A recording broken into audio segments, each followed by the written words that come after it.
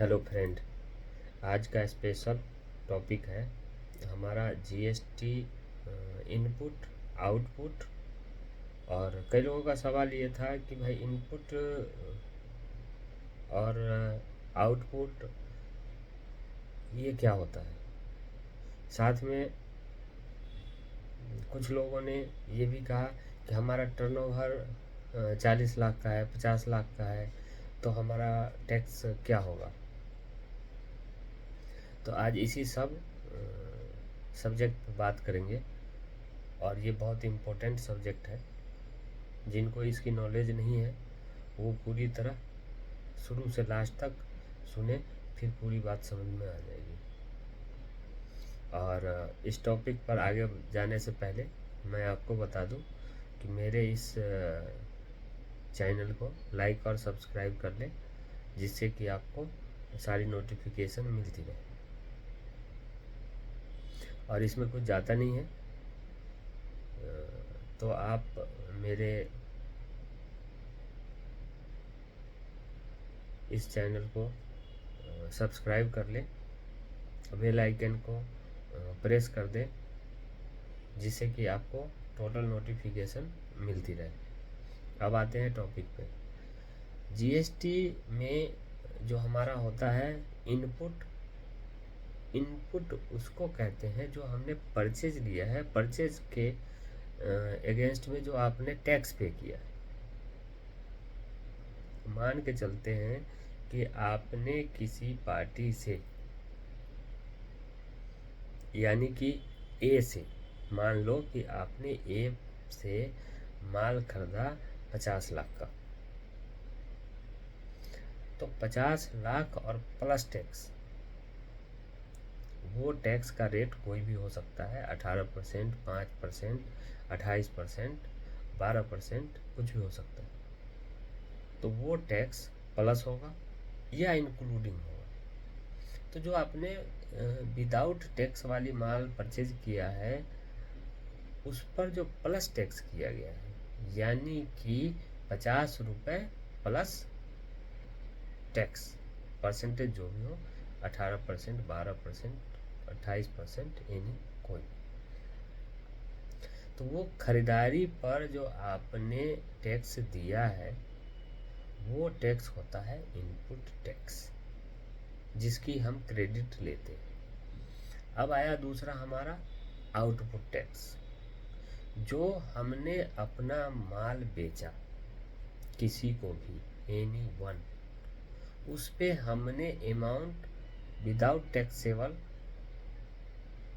Value और plus उस पे हमने जो टैक्स लिया,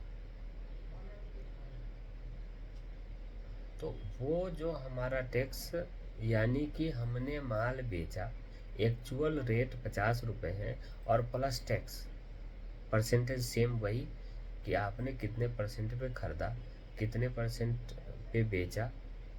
वो परसेंटेज कुछ भी हो सकता है। वो परसेंटेज है 5%, 18%, 12%, 28%, कुछ भी हो सकता है। तो ये होता है हमारा आउटपुट टैक्स। अब इसको कैलकुलेशन कैसे करते हैं। इनपुट और आउटपुट टैक्स का कैलकुलेशन ऐसे होता है कि आपने जो माल खरीदा, मान लिया कि आपने माल खरीदा 50,000 रुपये का और आपने माल बेचा 50,000 रुपये का, मतलब 50 का 18% का माल आपने खरीदा और 50 का ही आपने 18% का बेच दिया। तो वो इनपुट आउटपुट टैक्स आपस में माइनस होके 0 हो जाएगा, आपको टैक्स पे करने की ज़रूरत नहीं होगी। अब वही बात ये होता है कि आपने माल खरीदा 50,000 रुपये का और आपने बेचा 60,000 रुपये का। तो इस सिचुएशन में कि आपने खरीदा तो था 50,000 का ही और बेचा 60,000, जो कि आपको प्रॉफिट के साथ था। मतलब 5 रुपये का आपने खरीदा और 6 रुपये में आपने बेचा। तो जो 1 रुपये का डिफरेंस है उस पर जो टैक्स होगा वो आपको टैक्स पे करने होते हैं। तो हम लोग वैसे ही कैलकुलेशन करते हैं। इनपुट मतलब खरीदारी का टैक्स, आउटपुट जो हमने बेचा है वो टैक्स, खरीदने वाला और बेचने वाला दोनों को आपस में माइनस करते हैं, माइनस करके जो टैक्स बनता है वो टैक्स को पे करना होता है। आपने अब तो समझ ही लिया होगा कि इनपुट और आउटपुट किसको कहते हैं। खरीदा हुआ माल को पे जो टैक्स लगता है उसको इनपुट कहते हैं, बेचा हुआ माल पे जो हम टैक्स लेते हैं वो आउटपुट टैक्स होता है। तो इस तरह से कैलकुलेशन होता है। हाँ, इसमें एक और है कि आपने माल खरीदा वो आईजीएसटी, मतलब दिल्ली के आपका रजिस्ट्रेशन है दिल्ली में, तो आपने यूपी से माल खरीदा, तो यूपी से आपने माल खरीदा तो वो खरीदारी जो होगी वो आईजीएसटी वाली होगी। और आपने यूपी से माल खरीदा और दिल्ली में बेचा, तो इसके टैक्स दो भागों में बांटा जाएगा, वो होता है सीजीएसटी और एसजीएसटी। तो इस तरह से टैक्स का कैलकुलेशन, वहाँ से हमने खरीदा तो आईजीएसटी में खरीदा, और यहाँ हमने बेचा तो सीजीएसटी और एसजीएसटी में बेचा। तो इस तरह से हम टैक्स का कैलकुलेशन करते हैं।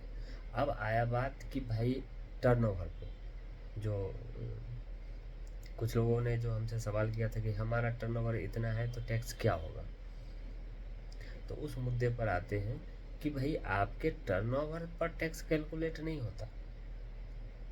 आपने कितने परसेंट का माल खरीदा है, मतलब टैक्सेबल वैल्यू क्या था, उस पर आपने कितना टैक्स पे किया, और उस टैक्स के अकॉर्डिंग आपने परचेज कितने का किया,